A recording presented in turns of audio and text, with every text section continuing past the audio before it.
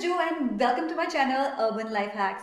तो last video में मैंने बात की थी कि ऐसी कौन सी बातें हैं, खास खास बातें स्विट्जरलैंड में या फिर यूरोप में जो कि अगर इंडिया में भी हो जाए तो मज़ा ही आ जाएगा। और इस वीडियो में मैं बात करने वाली हूँ कि इंडिया में ऐसी क्या बातें हैं जो अगर यूरोप अडॉप्ट कर ले तो मज़ा ही आ जाएगा। So what are the things that Europe can learn from India? Let's see in this video. Let's go.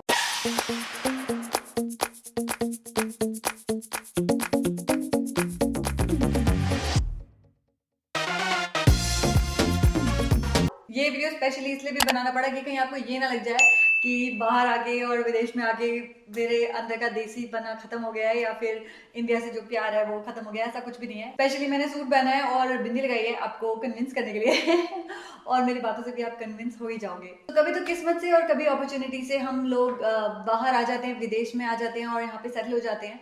Of course घर की बहुत याद आती है, फैमिली की बहुत याद आती है। आप लोग वहाँ पे जो भी चीज़ें कर रहे हो तो हम यहाँ पे मिस आउट करते हैं। तो या चीज़ों की याद तो बहुत आती है। ठीक है, लाइफ सेटल हो जाती है जहाँ भी आप हो, जिस देश में भी हो, जहाँ आपका घर हो, जहाँ आपकी फैमिली हो, वहीं आप सेट हो जाते हो।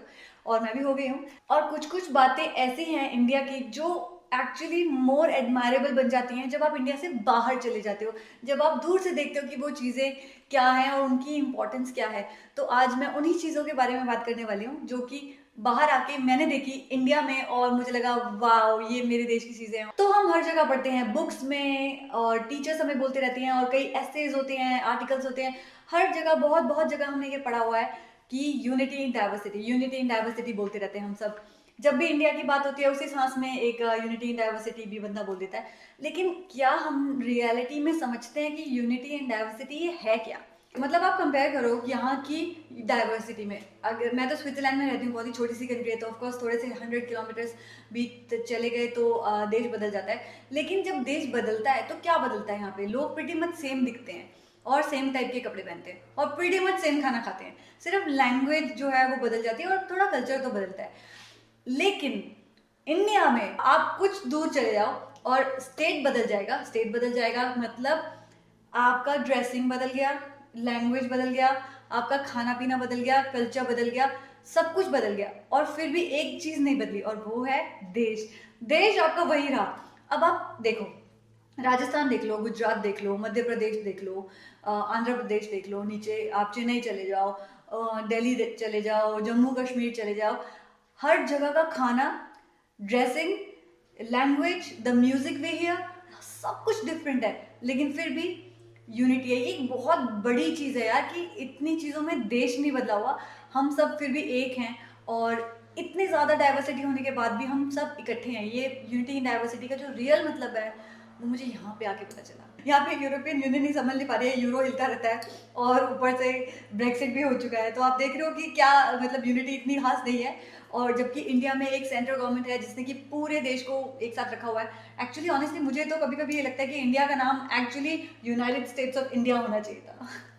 तो आई थिंक ये जो यूनिटी इन डाइवर्सिटी चीज़ है ये बहुत सॉलिड चीज़ है और हमें इस चीज़ को पूरी तरह रिस्पेक्ट करनी चाहिए, एम्ब्रेस करना चाहिए। और जो भी लोग देश को बांटने में लगे रहते हैं on the name of religion और समथिंग, मैं उन लोगों को पूरी तरह से अपोज करती हूँ कि ये बहुत ही गलत चीज़ है। हमारे देश की एक बहुत खास चीज़ है यूनिटी इन डाइवर्सिटी। पूरा विश्व हमें, पूरा वर्ल्ड हमें इस चीज़ के लिए जानता है और मानता है। तो प्लीज़ इस चीज़ को रिस्पेक्ट करो और स्ट्रेंथन करना चाहिए हमें यूनिटी इन डाइवर्सिटी को। ये धर्म के नाम पे और जो ये जो हो रहा है ये नहीं होना चाहिए। हम सब एक हैं यार, इट डजेंट मैटर। ऊपर से जब हमें भगवान भेजता है तो कोई स्टैंप लगा के नहीं भेजता कि तू भाई हिंदू, तू मुस्लिम, तू सिख, ऐसा कुछ नहीं है। तो हम लोग आपस में एक दूसरे को स्टैंपिंग क्यों कर रहे हैं यार? वो भी इंडिया जैसे कंट्री में जहाँ इतना प्यार है। तो ये मत करो यार, प्यार से रहो प्लीज। हमें भी बहुत अच्छा लगेगा दूर से देखने में और वापस आने का भी फिर दिल करेगा। और जो दूसरी चीज है जो मैं यहाँ पे मिस करती हूँ और इंडिया में वो भर भर के है, काश यूरोप इंडिया से सीख लेता। और वो चीज है वार्मथ एंड हॉस्पिटैलिटी। अतिथि देवो भव ये बोला जाता है और इसका मतलब क्या होता है ये नहीं पता था इंडिया में रहते हुए। क्योंकि ठीक है, घर पे कोई भी आ रहा है, मम्मी उसको खाना दे देती है, किसी का डब्बा आ जाता है तो कुछ ना कुछ भर के वापस करते हैं। हम खाली डब्बा तक किसी को वापस नहीं करते। और कितनी वार्मथ होती है, हम पूछते हैं किसी से क्या हाल है, क्या क्या चल रहा है उनकी लाइफ में। थोड़ा प्यार है, थोड़ा अपनापन है, केयर होता है। पर यहाँ पे सब लोग अपनी अपनी जिंदगी जीते हैं, किसी को किसी से खास कोई मतलब नहीं होता। अगर कोई चाय कॉफी पूछता है तो वो तो तब पूछता है जब आपके बहुत अच्छे रिलेशनशिप्स हो। हमारे यहाँ तो हम किसी को भी पूछ लेते हैं, और कई कई बार यहाँ पर तो घर पे कोई आ जाते हैं, कुछ डिलीवरी वाले या कुछ घर पे सामान लो तो वो छोड़ने के लिए कोई आ जाता है, मैं तो उनको कोई पूछ लेती हूँ कॉफ़ी लोगे क्या, ये वो, तो वो बड़े हैरान हो जाते हैं। कभी कभी पी लेते हैं तो मैं साथ में एक चॉकलेट दे देती हूँ, तो बड़े वो हो जाते हैं कि क्या बात है यार। फिर वो पूछते हैं तुम कहाँ से हो, तो मैं बड़े ही शान से बोलती हूँ कि मैं इंडिया से हूँ, और ये जो भी वार्मथ और हॉस्पिटैलिटी है ये तो हमारा नॉर्मल है, हमारा कल्चर है, ये तो हम करते ही हैं, इसमें कोई बड़ी बात ही नहीं है। मतलब मुझे तो कुछ बड़ी बात लगती नहीं है, इन लोगों को लगता है कि वो क्या बात है, क्या बड़े दिल की लड़की है। मेरे देश में तो ये सभी ऐसे हैं। And the third thing is colours. India अपना देश कलर से भरा हुआ है। फेस्टिवल्स देख लो, अपनी ड्रेसेस देख लो, कपड़े कलरफुल होते हैं और घर कलरफुल होते हैं, हमारे घर के अंदर की डेकोरेशंस भी कलरफुल होती है। और कलर से मुझे लगता है कि एक इंसान में उमंग, तरंग और एक हैप्पीनेस रहती है जो कि सिंपल ब्लैक ग्रेज में नहीं आ सकती। तो यहाँ पे अगर आप देखो बाहर जाके, तो मैं ये नहीं कहती कि किसी के पास येलो शर्ट ही नहीं है या रेड शर्ट ही नहीं है, I am not saying that, but if you see normally people in the market and so you will see most of the people are wearing just black or gray or blue, this kind of subtle colors, and कुछ भी लगा लो कि weather है यहाँ पे, ठंड बहुत रहती है, तो यूजुअली लोग कोट्स लेते हैं और गर्म कपड़े लेते हैं, और गर्म कपड़े बार बार धुलते नहीं हैं, तो शायद इसलिए ये लोग बहुत ही कंजर्वेटिव कलर्स लेते हैं, सिंपल कलर्स लेते हैं, ताकि ओवर एंड और ओवर पहनने में बोरिंग नहीं लगते। कुछ भी कर आके इनके सीन में जो है ये सब कलर्स की बहुत कमी रहती है, जो कि मुझे बहुत मिस होता है। Specially if you are a professional and you work in an office, तो आपको 4 मेजर कलर दिखाई देंगे, वाइट, ग्रे, ब्लू और ब्लैक। और अगर कोई बहुत ही ज्यादा एडवेंचरस फील कर रहा है उस दिन, तो ब्राउन। बस यही कलर्स है यार, और वो इसी के इन्हीं कलर्स के जो मिक्सचर्स हैं, इसी कलर के शेड्स पहनते रहते हैं, और बड़े बोरिंग लगता है ऑनेस्टली। मेरे ऑफिस में बस एक लड़की थी, वो स्पैनिश थी, और वो लड़की जो है वो थोड़े बहुत कलर्स पहन के आती थी, कभी पिंक या कभी रेड, इस तरह के ड्रेस या टॉप वो पहन के आती थी ऑफिस में, तो थोड़ा अच्छा लगता था, थोड़ी तसल्ली मिलती थी। लेकिन otherwise it's it's that lack of colours. तो इस बारे में मैंने बात अपने पिछले वीडियो में भी की थी, और इस वीडियो में भी मैं करना चाहूँगी क्योंकि इट फिट्स रियली परफेक्टली। तो इंडिया में हम लोग अपने स्किन कलर की इतनी रिस्पेक्ट नहीं करते, मुझे ये लगता है, क्योंकि हर बंदा गोरे होने की फिराक में लगा हुआ है। यहाँ पे आके मुझे पता चल चुका है कि हमारी ब्राउन स्किन की क्या दिक्कत है, क्या मतलब है। तो यहाँ पे जब हॉलीडे होता है, छुट्टियां होती है, तो मेरे ऑफिस से कई लोग हॉलीडे मनाने जाते हैं छुट्टियों पे, और वहाँ टैन होने जाते हैं वो, और जब वो टैन होके वापस आते हैं तो वो मेरी स्किन के साथ अपनी स्किन ऐसे मैच करके देखते हैं कि हम वो मेरे लेवल पे पहुंचे या नहीं पहुंचे, तो ये oh we want be like you. और जब ये पहली बार मेरे साथ हुआ, मैं तो शॉक हो गई थी। मैंने कहा है यार, इंडिया में मेरी शादी नहीं हो रही थी रंग के चक्कर में, और यहाँ पे ये लोग मेरे साथ आके इतना रंग मिलाना चाहते हैं, ये क्या हो गया।